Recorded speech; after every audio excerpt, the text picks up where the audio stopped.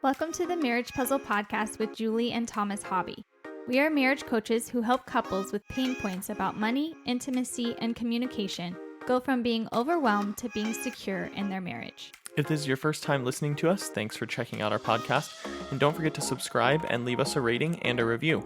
Let's dive into this episode. Hey everyone, we're going to be talking about weekend expectations in your marriage because, oftentimes a wife has one idea in her head of how the day is going to go and a husband has another idea, but neither of them express their idea or call it expectations out loud verbally.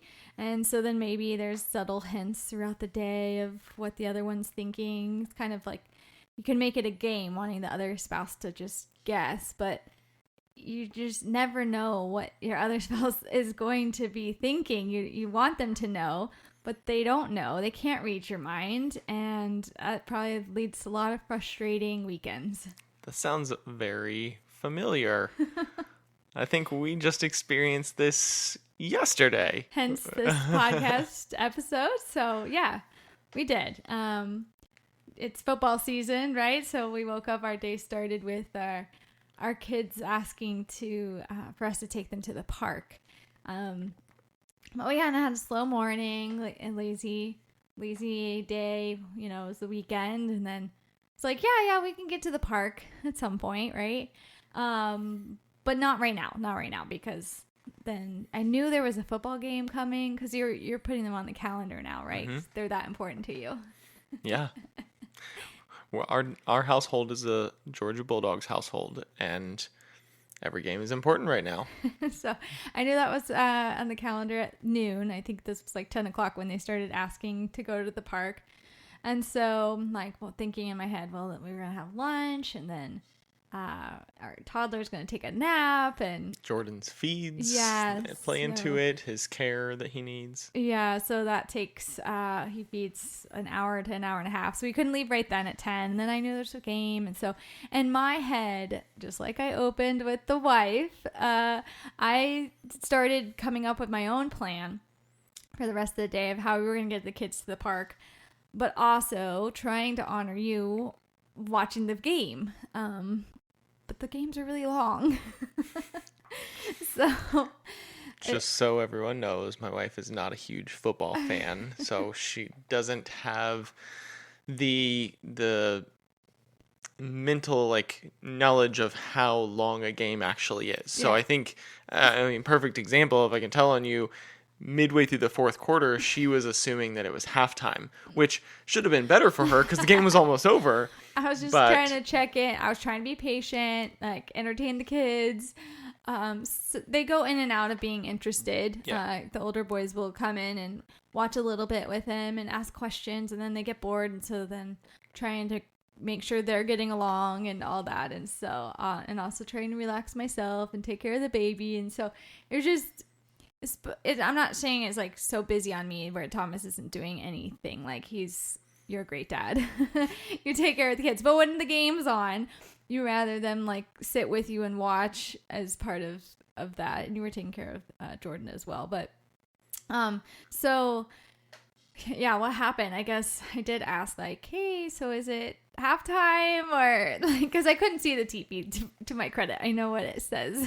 You made it sound like it says fourth quarter at the bottom of the screen, and I asked. But your body clock didn't recognize how long it had actually been already. Right. And so yeah, I think if I remember correctly, you were hoping it was halftime so that you could then make a plan with me at that point. Yeah, I was trying not to talk too much and interrupt, so I was just the kids are going crazy. We need to either get them outside in the backyard and get some outside toys out, or I need to just take them to the park.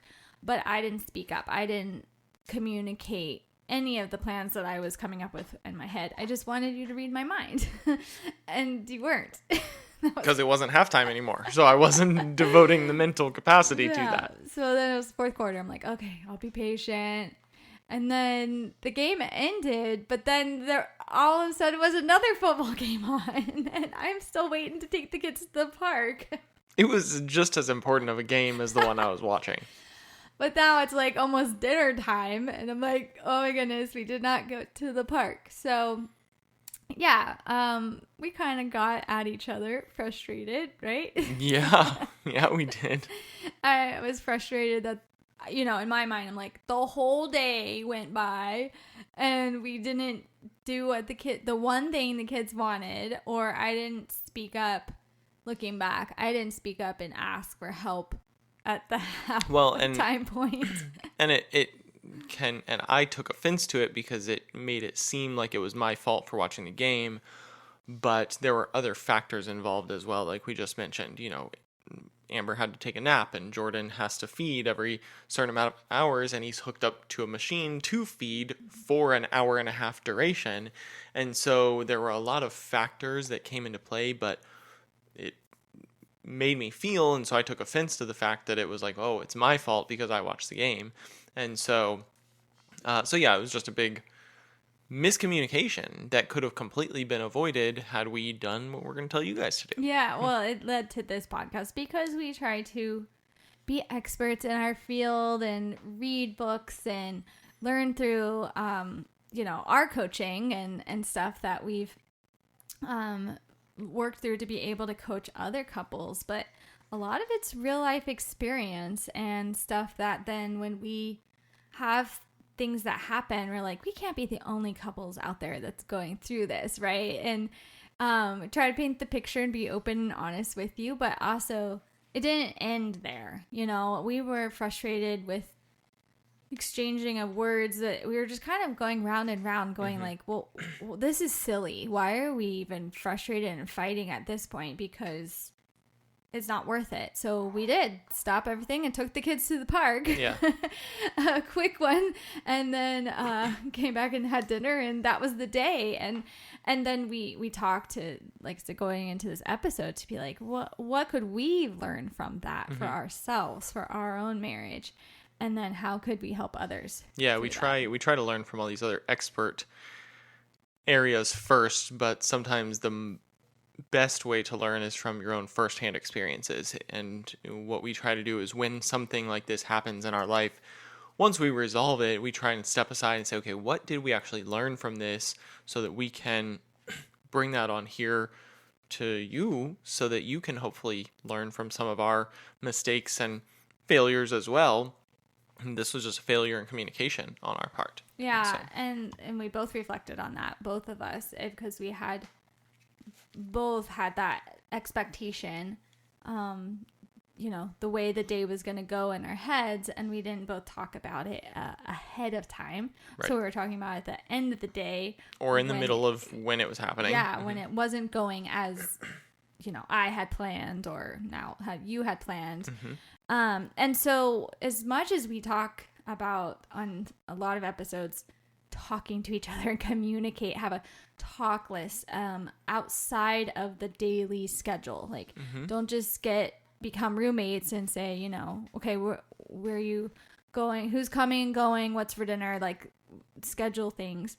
Have a talk list where you really connect on the deeper discussions. But what we also learned now is like, okay, now we need a weeknight to have that talk of the weekend expectations. Yeah. And so you can be proactive about that and, look at the calendar. What have we said yes to? What's still undecided? Because a lot of times we get invitations or stuff that's like a placeholder on the calendar, but do we really need to do that or say yes to that? And maybe it's just an item that's been stuck on our talk list that we haven't had a chance to really discuss if we're going to do it yet or not. So we really don't have a decision even or know the details about it. Yeah, and then you wake up that day and you're like, wait, are we doing this? And who's going? And did we RSVP for that party? Can we back out? Or and then if you have kids, it's like, okay, well, who's taking this kid to dance and this to this game, or who's taking them to the park? Are we doing a family thing, or are we dividing and conquering? What time are you turning on the football game? All that we realize is important to still have that weekly touch point and be proactive about the weekend expectations. And then that way, if I'm like, hey, I really would like to do this, can you watch the kids do this? Or when the game's on, I'll take the kids to the park. Or if you want to do this, or this is when I think we can do family. Like, that's the time to speak up and have a back and forth conversation to make the plan together, instead of the dreams that I had, which were false expectations then to put on you. Sure. And the other side of this is you can handle this in a reactive situation, which is not necessarily a bad thing. Obviously, proactive is going to be better to prevent some issues or arguments or misinterpreted expectations. But, when things don't go well, or as you had planned in your head, you can choose your battles.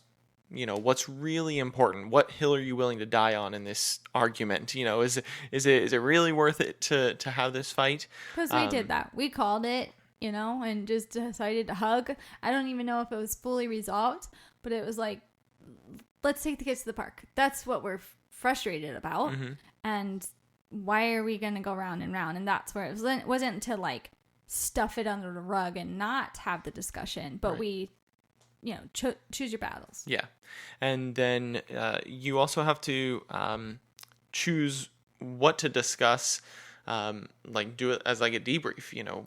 What didn't go well today? Obviously we, like you said, we kind of just put it aside and took the kids to the park, but we had to come back later and figure out what went wrong. Where did we have this mistake or miscommunication, and have some type of debrief on it that is not circling back to that argument. That's not circling back to digging up the problem that you just put down. Not pointing fingers. Exactly. It was just kind of like, hey, we both agreed today didn't go well.